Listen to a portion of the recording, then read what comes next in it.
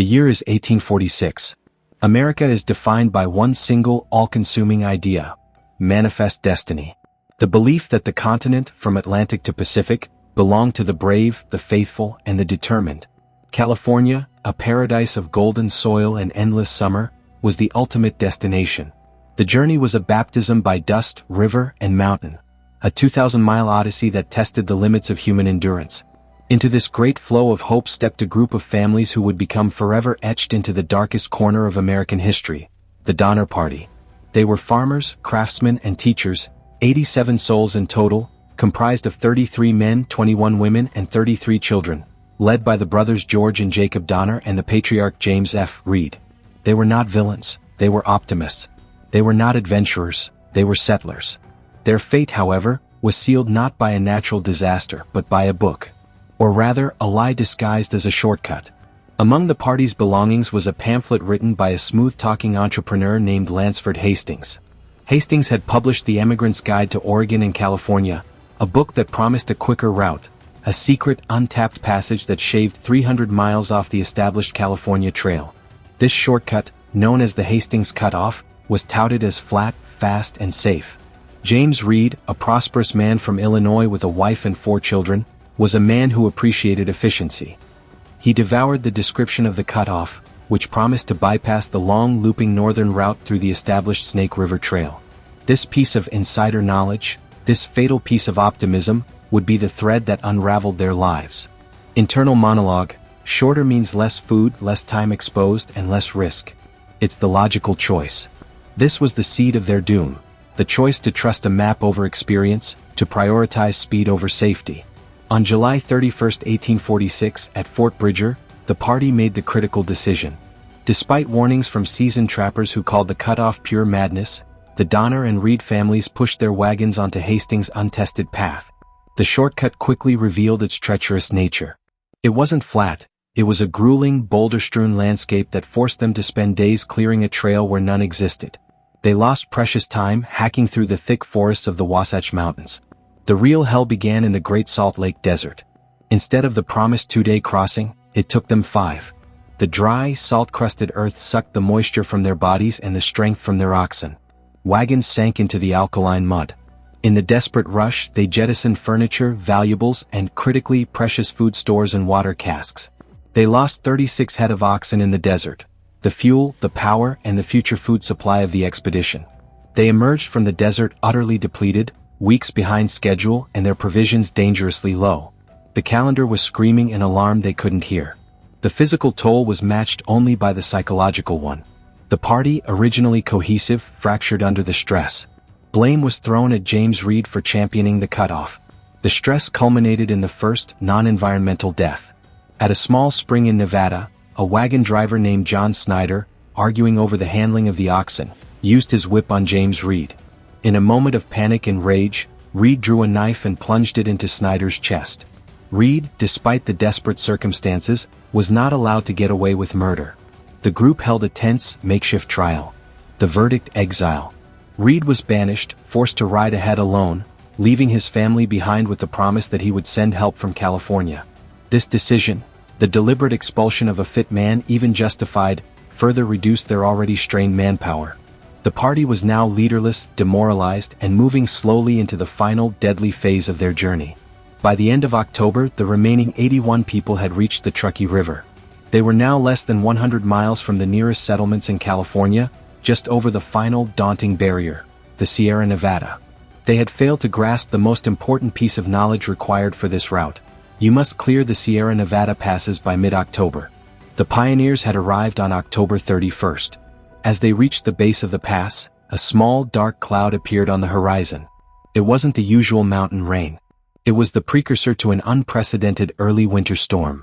The lead wagons, under the command of Stanton, struggled to ascend the eastern slope. They were agonizingly close. But as they neared the crest of what is now known as Donner Pass, the flakes began to fall, huge, wet, heavy snow that quickly turned the trail into a lethal, unmarked white sheet. The snow fell relentlessly for 8 days. When it finally stopped, the world was buried under 10 feet of snow. The wagons were immobilized. They had reached the point of no return. The party had to settle into 2 main camps: the Reed, Graves, Breen cabins by what is now Donner Lake, and the more exposed Donner Camp 6 miles away near Alder Creek. They slaughtered their remaining oxen, dried the meat, and settled in for what they hoped would be a short wait. The provisions were calculated. Maybe 2 weeks of true rations left, supplemented by the tough, stringy hide of their dead animals. The snow, however, was not 2 weeks of storm. It was an impenetrable white prison that would hold them captive for the next 4.5 months. Starvation is not just a physical affliction. It's a relentless, psychological breakdown. First they ate the hides. They boiled the ox leather into a glutinous, noxious glue, spitting out the hairs and scraping the softened material with their knives. It provided volume but almost zero nutritional value. And next they consumed the dogs. The faithful companions who had walked 2,000 miles were sacrificed. Then the mice and rats. They would hunt the scavengers that invaded their cabins, consuming them whole, bones and all. Finally, the human body itself began to turn on them. Muscle mass was devoured, then fat reserves. People grew listless, depressed, and afflicted by the diseases of deprivation: scurvy, typhus, and dysentery. The first deaths were the old and the young, the most vulnerable. The cold was unimaginable, penetrating every layer of cloth and every bone. The cabins, little more than leaky shacks, offered only marginal defense. The terror was compounded by the silence, the vast empty silence of the snow-smothered mountains. By mid-December, the situation was untenable. Food was gone. They had to send out a group to get help or they would all die. A desperate snowshoe party of 17 people, 10 men and 5 women, including Mrs. Graves, Mrs. Reed's sister-in-law, and 2 Native American guides named Luis and Salvador, was formed. They were called the Forlorn Hope. They carried only 6 days of meager rations. Their goal: cross the 100 miles of snow-covered peaks. The journey was a nightmare. They became hopelessly lost, disoriented by the vast whiteness. After 6 days the food ran out. After 9 they were starving, weak and freezing. The first of the group collapsed and died. It was in this desperate snowbound hell that the final, unthinkable choice was made.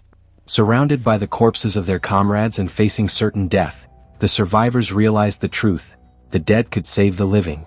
The 2 Native American guides, Luis and Salvador, who had initially been the group's most resilient members, were eventually murdered by the starving pioneers, an act driven by a frenzy of desperation and racial prejudice. The bodies of the others, who had succumbed to starvation and exposure, were prepared and consumed. This act, the violation of the deepest human taboo, was the price of the Forlorn Hope's survival. It became the unspeakable knowledge that would haunt every survivor for the rest of their lives. Against all odds, after 33 agonizing days, 7 members of the Forlorn Hope stumbled out of the snow and reached a small settlement near the Sacramento Valley. They had made it, fueled by the most horrific sustenance imaginable. Their arrival finally galvanized the California settlements. James Reed, who had already reached safety months earlier, organized the first of the 4 great rescue missions. The rescue parties, led by hardened mountain men, arrived at the camps in waves. What they found there defied description. At the Breen cabin, the rescuers found emaciated, skeletal figures, the living sleeping next to the dead. Patty Reed, a young girl, had survived by hiding a small amount of dried beef, while her mother had fed her children boiled rawhide. At the Donner camp at Alder Creek, the scene was even more gruesome. George Donner was still alive, his body racked by illness, his hand gangrenous from a simple cut. The last rescuers found Tamsin Donner, George's wife, a woman of strength and learning, alone in the cabin, refusing to leave her dying husband. She had food and water ready for her husband and refused the chance to save herself, prioritizing her wedding vows over her life. By the time the last survivor was brought out in April 1847, the final tally was calculated. 87 people started the final push to the pass. 48 survived. 39 perished. The truth of the Donner Party is not about the consumption of human flesh, which was a desperate consequence. The true tragedy, the knowledge that sealed their fate, was the choice of the shortcut. If they had taken the established route, they would have arrived by mid-September. They would have crossed the Sierra Nevada before the snows began. They would have argued, they would have suffered, but they would have lived. They were killed by a 300-mile lie and a disastrously misplaced faith in a promise of speed. They gambled their lives for a shortcut, and the mountains demanded an unspeakable price. The story of the Donner Party stands as America's most chilling cautionary tale of manifest destiny. It is a story that proves the most lethal dangers are rarely the obvious ones. Not the mountains, not the cold, but the hubris of believing you can outsmart nature and the catastrophic result of prioritizing efficiency over wisdom. They did not survive because of their choices, they survived in spite of them. Their ordeal remains a silent, snow-covered monument to the perils of untested paths and the brutal, primal cost of a single, fatal detour.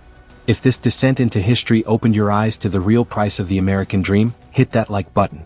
Share this with someone who needs to be reminded that the straightest path is not always the safest. And subscribe to the channel.